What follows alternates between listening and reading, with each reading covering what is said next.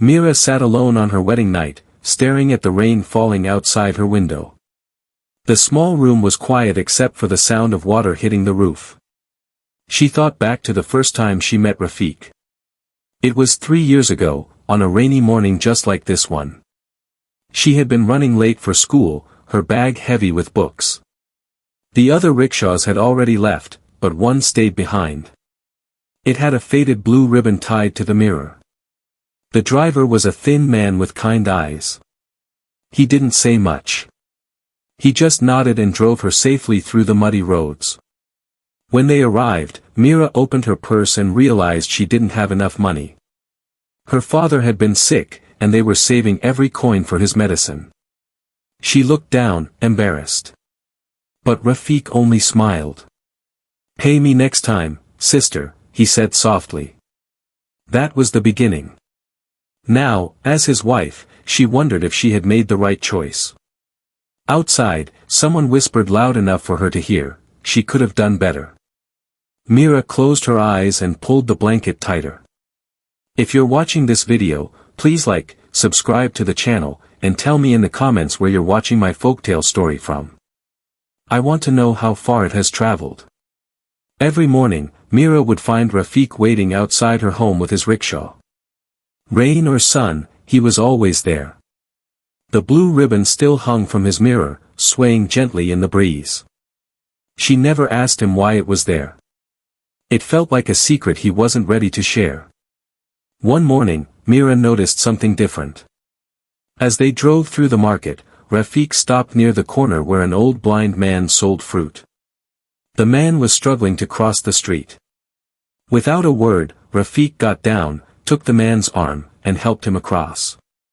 He did it so naturally, as if it were part of his daily routine. Meera watched closely. The next day, the same thing happened. And the day after that. Rafiq never mentioned it. He never asked for praise.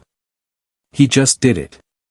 One evening, after he dropped her home, Meera finally asked, "Rafiq, why do you help that man every day?" He looked at her through the mirror and smiled. "Because no one else does." Then she pointed at the ribbon. "And this? Why do you keep it?" His smile faded just a little. He touched the ribbon gently and said, "It reminds me of someone I lost." He didn't say more. And Meera didn't push. Weeks later, Meera's father grew much worse. His cough turned into something deeper, something the village doctor couldn't fix. He lay in bed, his breathing slow and shallow. Meera sat beside him every night, holding his rough, tired hands. One evening, as the sun set outside, her father opened his eyes. He looked at her with a strange kind of peace. His lips moved slowly. "Meera, my girl." She leaned closer. "I'm here, Papa." He squeezed her hand weakly. "Don't judge people by their shoes," he whispered. "Look at the footprints they leave behind." Meera didn't understand. "Papa, what do you mean?" But he only smiled. His eyes closed. A few hours later, he was gone. The funeral was small. A few neighbors came. The village priest said a prayer.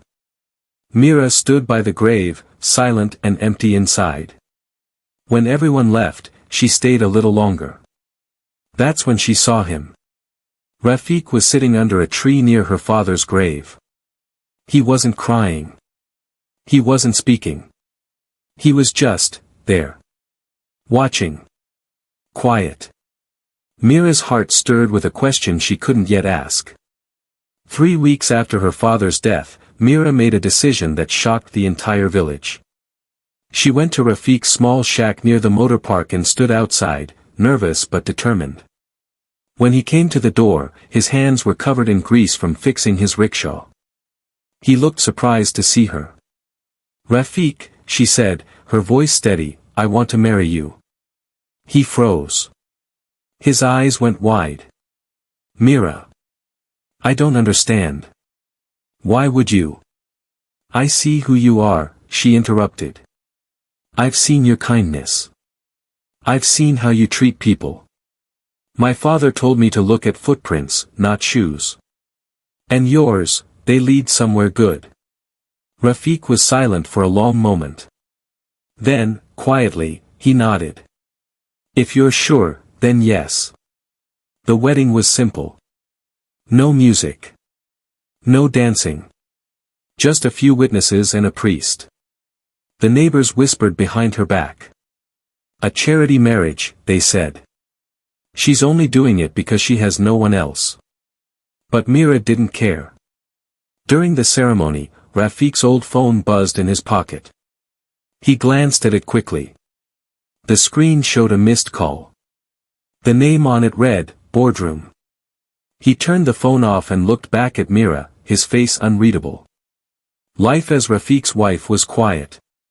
They lived in a single room with a tin roof, a small stove, and one wooden bed. Rafiq left every morning before the sun came up and returned after dark.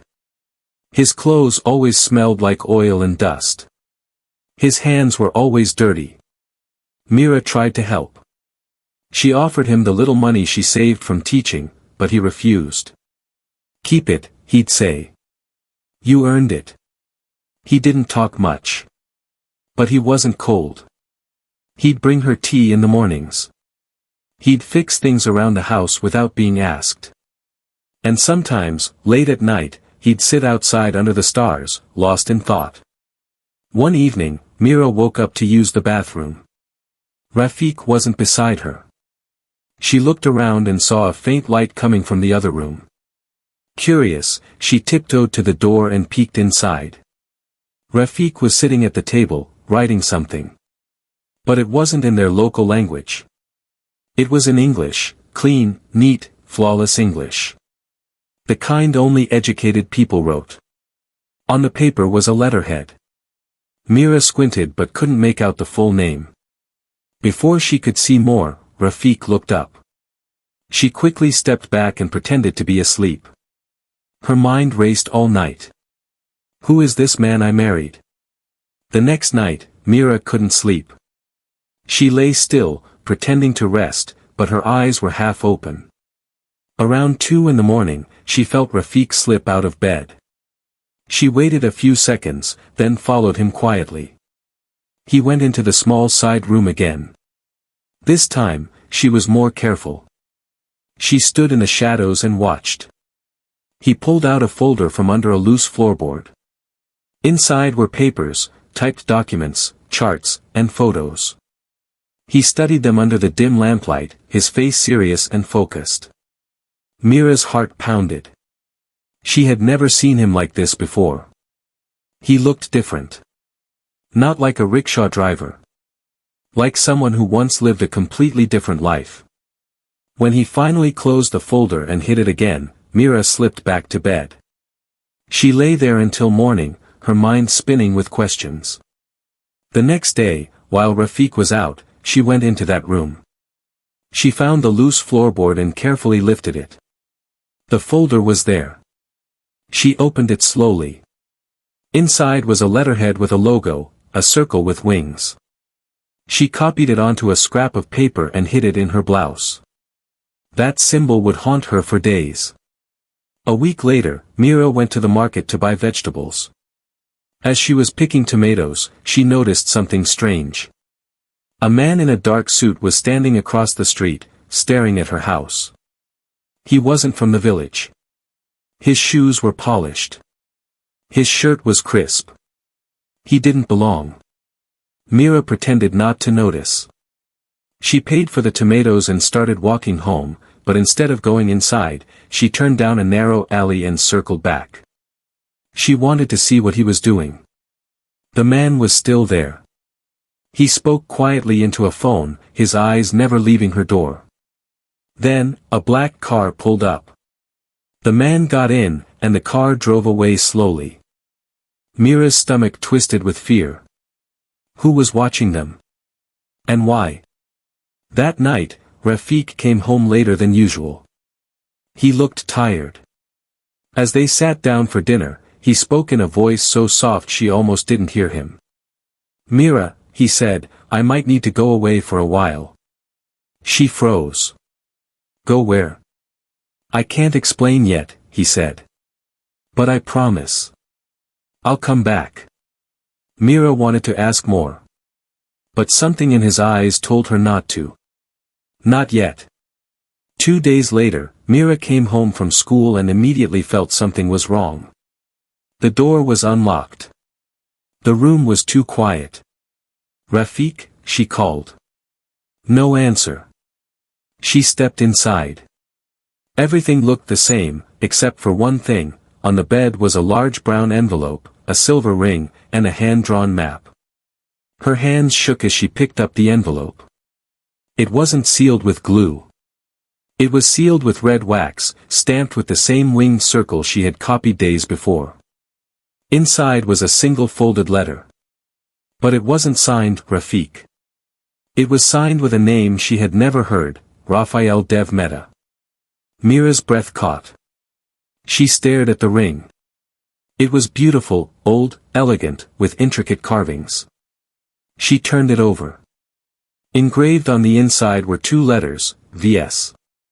Her father's initials. Vishal Sharma. Her knees went weak. She sat on the bed, clutching the ring and the letter. Tears filled her eyes, but she didn't cry. She couldn't. Not yet. The map showed a location on the edge of town, a place she had never been. Meera folded the letter, put the ring on her finger, and made a decision. She would find him. The next morning, Meera followed the map.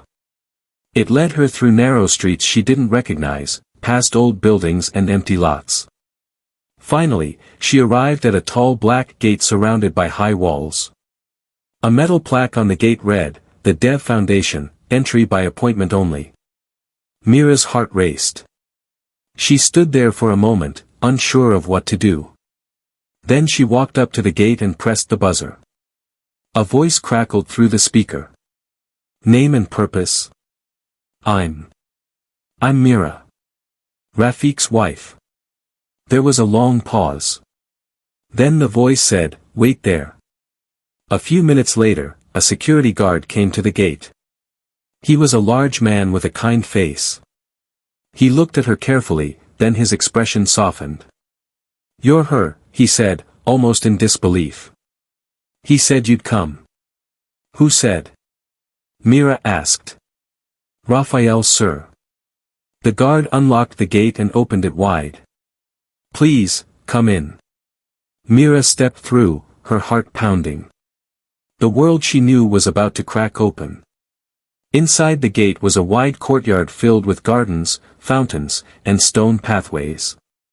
It didn't look like a business. It looked like a peaceful retreat.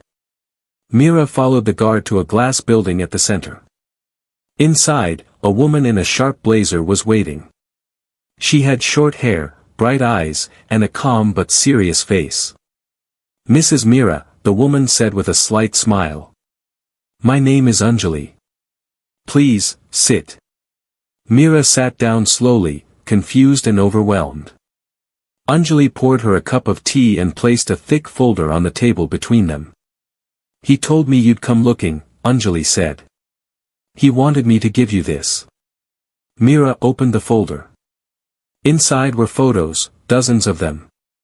Rafiq in a suit, shaking hands with government officials.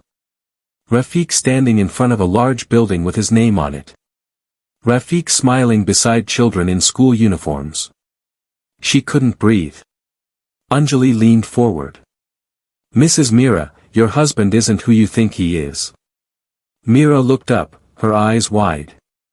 "Then who is he?" Anjali took a deep breath. "He's Raphael Dev Mehta. The man who disappeared 5 years ago. The man everyone thought was dead." Meera's world tilted. Everything she thought she knew shattered in that single moment. Anjali refilled Meera's tea, but Meera couldn't drink. Her hands were shaking too much. She stared at the photos spread across the table, trying to make sense of them. 5 years ago, Anjali began, Raphael was one of the youngest business leaders in the country. He inherited his family's textile company when he was only 23. Everyone expected him to expand it, make it bigger, richer.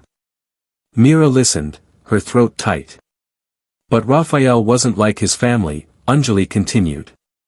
He saw how the workers were treated. Low wages. Dangerous conditions. Child labor. He tried to change things, but the board refused. They only cared about profit. Anjali paused and slid another photo toward Meera. It showed a burned building, blackened and collapsed. Then there was a fire, Anjali said quietly. It destroyed the main factory. 12 workers died. Raphael was inside that day, trying to get people out. Everyone thought he died too. Meera's eyes filled with tears. But he didn't. No, Anjali said. He survived. But instead of going back, he walked away. He changed his name. Started over. Became someone new. Meera looked down at the folder again. On one of the papers was a company name and an ownership percentage, Raphael Dev Mehta, 51% shareholder. He still owns the company? Meera whispered. Anjali nodded. He does. But he's never touched it. Not once. Anjali pulled out another photo. This one was older, faded at the edges. It showed a teenage boy standing beside a man in a simple shirt and glasses. The boy's face was young, but his eyes were unmistakable. It was Rafiq. And the man beside him was Meera's father. Meera gasped. Her hands flew to her mouth. That's my papa. Anjali nodded slowly. Yes. Your father knew him. But how? Meera's voice cracked. How is that possible? Anjali leaned back in her chair. 15 years ago, Raphael, then just a boy, ran away from home after a fight with his family. He ended up in your village, lost and scared. A mob mistook him for a thief and nearly beat him to death. Meera's heart sank. Your father found him, Anjali said. He stepped in. Stopped the crowd. Took Raphael into his home and cared for him until he healed. He never asked for anything in return. He just told Raphael one thing, one day, return good for good. Tears streamed down Meera's face. She remembered her father's last words now with new meaning. Don't judge by shoes. Look at footprints. Raphael never forgot, Anjali said softly. And when he heard your father had passed, he came back. Not as Raphael Dev Mehta. But as Rafiq. A man with nothing. To see if kindness still existed in the world. Meera couldn't speak. She could only cry. That evening, Meera returned home in a daze. Her mind was a storm of questions, memories, and emotions. She went straight to her father's old wooden chest in the corner of the room. She had avoided opening it since he died. It hurt too much.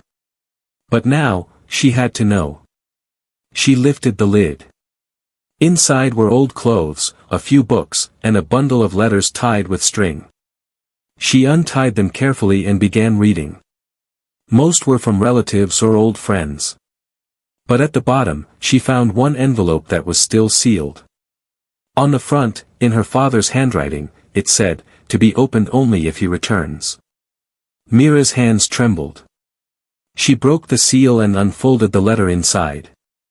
It read, My dearest Meera. If you are reading this, then the boy I once saved has come back into your life. I always knew he would. I saw the goodness in him, even when he could not see it himself. He will not tell you who he is right away. He will test the world first, to see if it deserves him. But you, my daughter, you have a heart like your mother's. You will see him for who he truly is. If he has returned, then the debt is being repaid. Not with money. But with love. Trust him, Meera. He is worthy. Your father, Vishal. Meera clutched the letter to her chest and wept. That night, Meera couldn't sleep. She lay in the dark, holding her father's letter and the silver ring. Around midnight, her phone rang. The number was unknown. She answered nervously. Hello. A deep, calm voice spoke. Mrs. Meera. My name is not important. But Raphael is ready to see you now. Her heart jumped. Where is he? A car will come for you tomorrow morning at 8. Wear something red. He'll know it's you. Wait, Meera said, but the line went dead. She sat up in bed, her mind racing. Should she go? Could she trust this? What if it was a trap? But then she thought of her father's letter. Trust him. He is worthy. The next morning, Meera put on the only red shawl she owned. She stood by the window, waiting. At exactly 8 o'clock, a black car pulled up in front of her house. The driver stepped out and opened the back door. Meera took a deep breath, said a silent prayer, and got inside. The car drove away, and the village watched in silence. The car drove for almost an hour, leaving the village far behind. Meera watched the landscape change, fields turned into forests, dirt roads became smooth pavement. Finally, they arrived at a tall gate surrounded by trees. The gate opened automatically. Inside was an estate, large, quiet, and beautiful. But there were no signs. No name on the gate. Just peace. As the car stopped, Meera stepped out. She heard something unexpected, children laughing. She followed the sound and found herself standing in front of a large open courtyard. There were swings, slides, and gardens.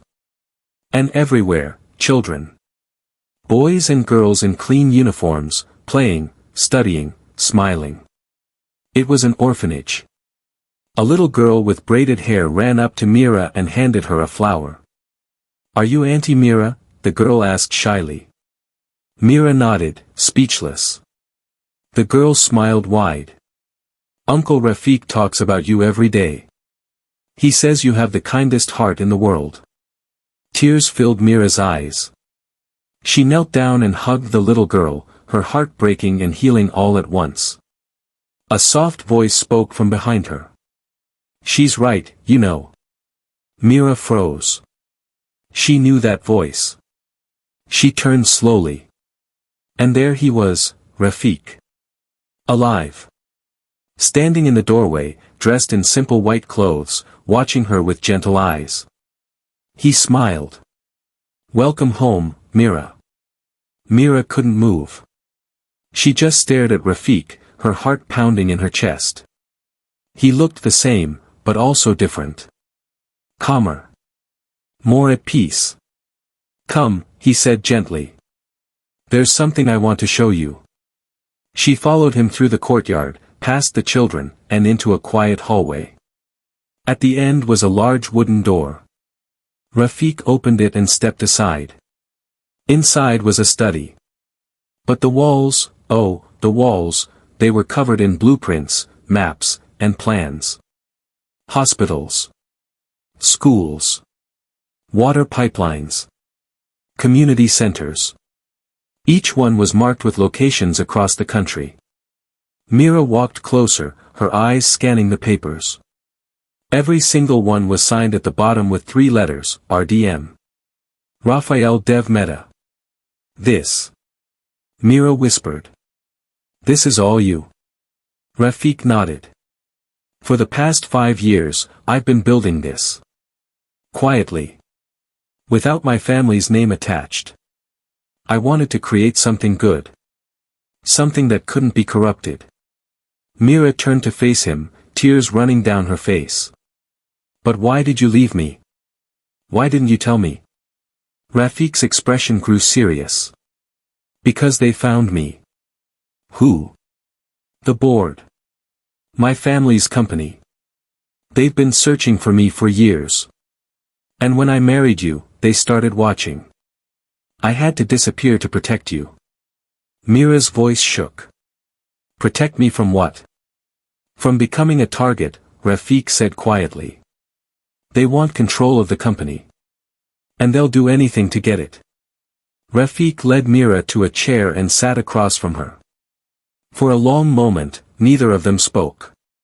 Then he reached into his pocket and pulled out a small, worn photograph. "This is why I became Rafiq," he said, handing it to her. The photo showed a young boy in a school uniform, holding a trophy. He was smiling, proud. "It was Raphael, many years ago. I was 12 when this was taken," he said. "I had just won a science competition. My father was so proud.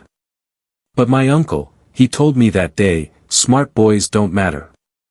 Only rich men do. That's when I realized my family didn't care about people. Only power." Meera listened, her heart aching. "When I inherited the company, I tried to change things," Rafiq continued. "I raised wages. I improved safety. But the board fought me every step. Then the fire happened. And I realized, I could either stay and become like them, or leave and become who I wanted to be." He looked into her eyes. "You married me thinking I was poor, Meera. You married me when I had nothing to offer. You saw me, not my name, not my money. Just me." Meera reached across and took his hand. "I still see you, Rafiq. I don't care what your name is." He smiled, but his eyes were sad. "That's why I love you." Rafiq stood and walked to a cabinet on the far side of the room. He pulled out a small, leather-bound journal and placed it gently in Meera's hands. "This belonged to your father," he said. Meera's breath caught. She opened the journal carefully. Inside were pages and pages of her father's handwriting, thoughts, prayers, memories. She turned the pages slowly, and then she saw it. An entry dated 15 years ago. "Today I saved a boy. He was bleeding, scared, and alone. The village wanted to kill him, but I couldn't let that happen. I brought him home. Fed him. Healed him. He didn't tell me his real name, but I saw something in his eyes, something good trying to survive in a bad world. Before he left, I told him, one day, return good for good. I don't know if I'll ever see him again. But I believe in him." Meera's tears fell onto the page. She looked up at Rafiq. "He knew. He always knew who you were." Rafiq nodded. "When I came back to your village, I didn't plan to stay. I just wanted to see him one more time. To thank him. But he was already sick. And then I saw you." Meera wiped her eyes. "You were just like him," Rafiq said softly. "Kind without condition. I stayed because of you." He walked to another door and opened it. Behind it was a massive hall, filled with rows of chairs and a stage. Banners hung from the ceiling with words stitched in gold, "In honor of Meera Sharma, the heart that sees." Meera gasped. What is this?" "It's yours," Rafiq said. "Everything I've built, it's in your name now." The next morning, Rafiq brought Meera to the main hall. It was filled with people, staff members, teachers, nurses, and volunteers. They all stood when she entered. Rafiq stepped forward and spoke clearly. "Everyone, this is Meera. My wife. The reason I'm still standing here today." The room erupted in applause. Some people were crying. Others smiled warmly. Meera felt overwhelmed. She had never been in front of so many people before. One woman, a teacher, came forward.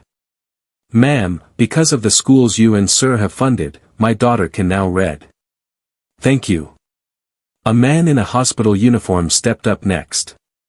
"My son was sick. Your clinic saved his life. We had no money, but you didn't ask for any." One by one, people came forward, sharing their stories. Meera's heart swelled with emotion.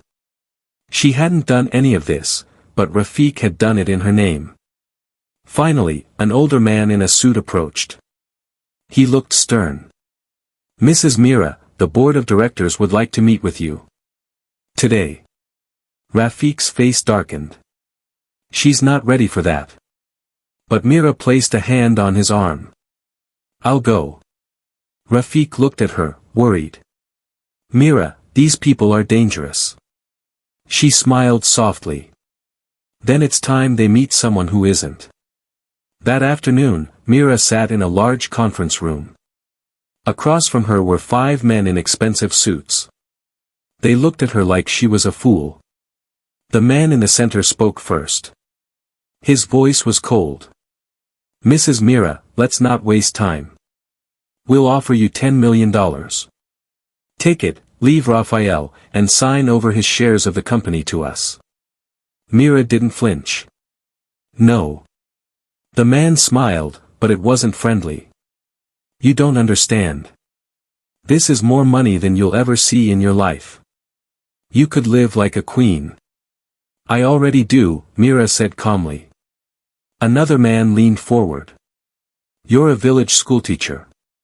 You have no idea how to run a business. You'll lose everything. Meera reached into her bag and pulled out her father's letter. She placed it on the table, smoothing it gently. This, she said, is from my father. A man who had nothing but gave everything. He taught me that wealth isn't counted in money. It's counted in kindness. She stood up and looked each man in the eye. You can keep your 10 million. I'm keeping my husband. The men stared at her, speechless. Meera walked out of the room, her head held high. Outside, Rafiq was waiting. When he saw her face, he knew. She had won. In the weeks that followed, Meera's life changed in ways she never imagined. Rafiq introduced her to the schools, clinics, and orphanages he had quietly built over the years. And slowly, Meera began to speak at them. At first, she was nervous. She was just a village teacher. What could she say that mattered? But then she realized, her story was exactly what people needed to hear. She stood in front of a room full of women in a rural village. Most of them couldn't read. Many had been told they were worthless. I married a man everyone pitied, Meera said. They thought I was foolish. But I chose to see him with my heart, not my eyes. And that choice changed everything. The women listened, some wiping tears from their faces. You don't need permission to be kind, Meera continued. You don't need money to be powerful. You just need to believe that you matter. Because you do. After her talk, women lined up to speak with her. Some wanted jobs. Some wanted to learn to read. Others just wanted hope. One evening, as Meera was leaving a school, a young girl ran up to her, crying. Miss, because of you, I get to read, the girl said, clutching a book to her chest. My mother says I can be anything now. Meera knelt down and hugged her tightly. In that moment, she understood. This was her father's legacy. And now, it was hers too. Months later, Rafiq brought Meera to the main gate of the foundation. Workers had been busy all morning, and a large cloth covered something new. Close your eyes, Rafiq said with a smile. Meera laughed. Why? Just trust me. She closed her eyes. Rafiq took her hand and led her forward. Then he stopped. Okay. Open them. Meera opened her eyes, and gasped. The old sign was gone. In its place was a beautiful new one, carved from wood and painted in gold letters. The Meera and Dev Trust, where kindness plants tomorrow. Meera's hands flew to her mouth. Tears streamed down her face. This is ours, Rafiq said softly. Not mine. Not yours. Ours. She turned to him, unable to speak. He reached into his pocket and pulled out something small and blue, the same ribbon that used to hang from his rickshaw mirror. I kept this, he said, placing it in her hand, because it reminded me of the day I decided to stay. The day I saw you for the first time and thought, maybe the world isn't so broken after all. Meera held the ribbon tightly and rested her head on his shoulder. Behind them, children played in the courtyard. Teachers laughed. The sun was setting, painting the sky in shades of gold and pink. For the first time in her life, Meera felt complete. One quiet evening, Rafiq and Meera sat together under the stars. The estate was peaceful. Somewhere in the distance, a child sang a lullaby. Rafiq turned to Meera, his face serious. "There's something I need to tell you." Meera looked at him, concerned. "What is it?" He took a deep breath. "The company, the one my family built, it was never really mine. It should have gone to my uncle. He was older, wiser. But my father gave it to me because I was his son." "So what did you do?" Meera asked. "I fought for it," Rafiq said quietly. "Not because I wanted power. But because I knew if my uncle took over, nothing would change. The workers would still suffer. The corruption would continue." He paused. "So I kept control. And then I gave it all away." Meera's eyes widened. "You gave it away?" Rafiq nodded. "I sold my shares. Used the money to build everything you see here. The schools. The hospitals. The orphanages. I didn't want an empire, Meera. I wanted a legacy." He reached into his jacket and pulled out a folder. Inside were legal documents, papers transferring full control of the foundation to Meera. "This is yours now," he said, placing it in her hands. "You're better at this than I ever was. You see people. You understand them. I trust you." Meera stared at the papers, overwhelmed. "Rafiq. I don't know if I can." "You already have," he interrupted gently. "You've been doing it all along." A year later, the village school where Meera once taught was completely transformed. The tin roof was replaced with strong concrete. New classrooms were added. Books filled the shelves. And in the courtyard stood a bronze statue.